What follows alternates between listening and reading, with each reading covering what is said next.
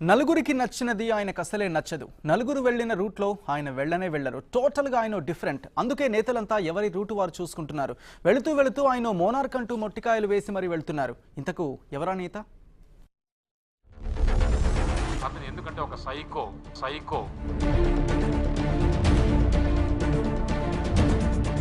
ఆయన నియంతృత్వమే, ఆయన నియంత అనేది తెలిసిపోయింది.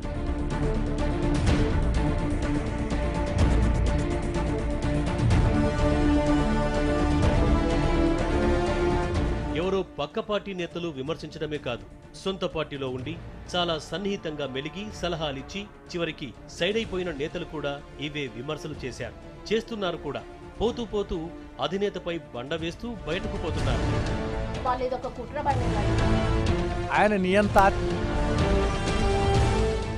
ఇంతకు ఎవరా నేత? ఏమిటి ఆయన సైకాలజీ? మొండితనానికి కారణాలేమిటి? బయటకు వెళ్లిపోతున్న నేతలు ఎందుకంత ఘాటుగా విమర్శిస్తున్నారు?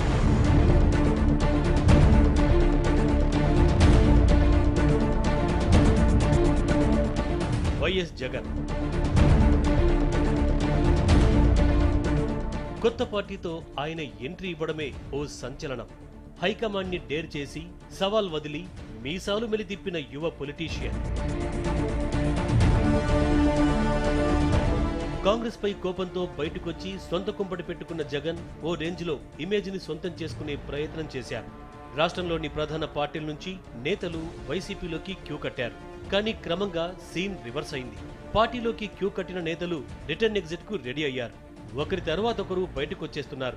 వెళుతూ వెళుతూ అధినేత బండారాన్ని బయట పెడుతున్నారు. ఆయన నియంత. అసలు జగన్ది నిజంగానే మొండితనమా? ఆయన సైకాలజీ డిఫరెంటేనా? ఒక రకంగా జగన్ చాలా దూకుడుగా వ్యవహరిస్తారని ఆయన్ను బాగా ఎరిగిన వారు చెబుతారు. ఆయన చేసే విమర్శలు కూడా అలాగే ఉంటాయి. అయ్యా స్పీకర్ గారు, లక్నోలో ఏం జరిగింది, ఉత్తరాఖండ్ ఉత్తరప్రదేశ్ నుంచి విడగొట్టినప్పుడు ఏ రకంగా చేశారు అన్న కనీసం అవగాహనైనా మీకు ఉందా అని చెప్పి నేను స్పీకర్ గారిని అడగదలుచుకున్నా. కనీసం ఆ మేరకు బుద్ధి జ్ఞానమైనా మీకుందా అని చెప్పి నేను అడగదలుచుకున్నా. పిలిచి లాగి ఒకటి కొట్టండి అమ్మ చంపకి. కేవలం విమర్శలే కాదు, పార్టీ వ్యవహారంలోనూ ఆయన శైలి ఇలాగే ఉంటుందనే టాక్ కూడా ఉంది. ఎవరికి విలువివ్వని నైజమే నేతలందరినీ పార్టీ నుంచి బయటకు వెళ్లేలా చేస్తుందనే ప్రచారమూ జరుగుతోంది. జగన్ తీరు నచ్చక మరికొంతమంది సెకండ్ గ్రేడ్ నేతలు కూడా మెల్లగా జారుకున్నారు. మొదటి నుంచి జగన్ వెన్నంటే ఉన్న కొండా సురేఖ కూడా వైసీపీకి గుడ్ బై చెప్పడం పెద్ద సంచలనం. సురేఖ భర్త మురళితో పాటు తెలంగాణ ప్రాంతానికి చెందిన ముఖ్య నేతలందరూ మూటాముల్లే సర్దుకుని రివర్స్ టర్న్ తీసుకున్నారు. అతని కంటే ఎక్కువ ఫాలోవర్స్ ఉంటే జగన్ తట్టుకోలేడని సురేఖ బహిరంగంగానే విమర్శించారు.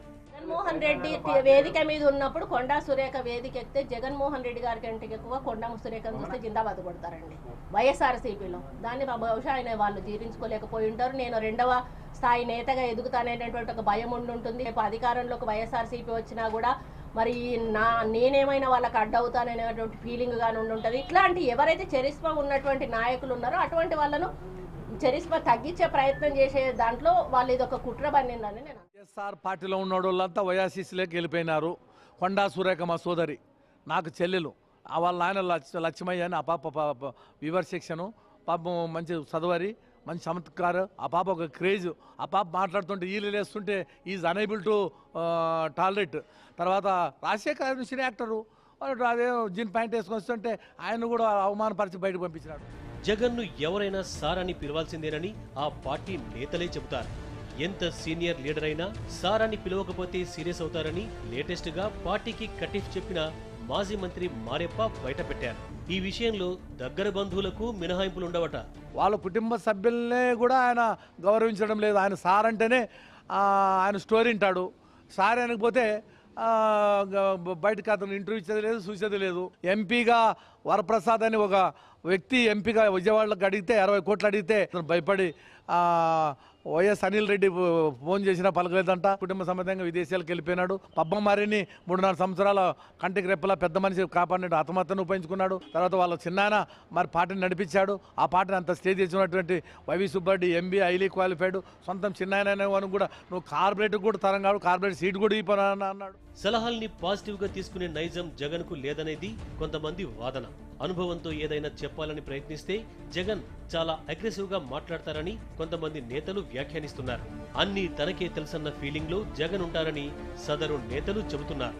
ఆ సందర్భాల్లో మనస్సాక్షి దేవుడున్నాడు అని చెప్తుంటావు. నిజంగా నీ మనస్సాక్షి దేవుడున్నాడని నమ్మితే, నువ్వు చెప్పింది నిజమైతే, నీ భాషలో నేను చెప్పలేను. వాడిని ఫిల్టర్ పట్టుకోండి, వాడిని కాలర్ పట్టుకోండి, వాడిని లెంపకాయ కొట్టండి అనే భాష అయితే నేను చెప్పలేను. కానీ అయితే ఇటువంటి ప్రవర్తన కూడా ఒక రకమైన ఆత్మన్యూనతా భావమే అంటున్నారు సైకాలజిస్టులు. తను చాలా తక్కువ వయసులోనే లీడర్షిప్ కావడం, తర్వాత తను ఎదిగిన పరిస్థితి, తనకున్న అన్ని సిచ్యువేషన్స్ నిరంతరం కూడా తను ఒక ఇన్సెక్యూరిటీ సిచ్యువేషన్స్లో ఉండగలిగే వాతావరణమే ఎక్కువ ఉండడం.